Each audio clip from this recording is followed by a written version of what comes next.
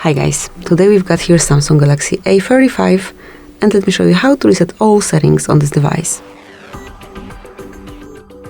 First of all, open the settings, then go to General Management, find and select Reset and mark Reset All Settings.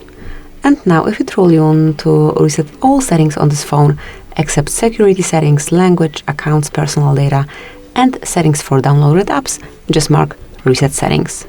Now it's time to draw your unlock pattern and click on Reset to confirm. Now you have to wait a couple of seconds up to a few minutes till your device is reset.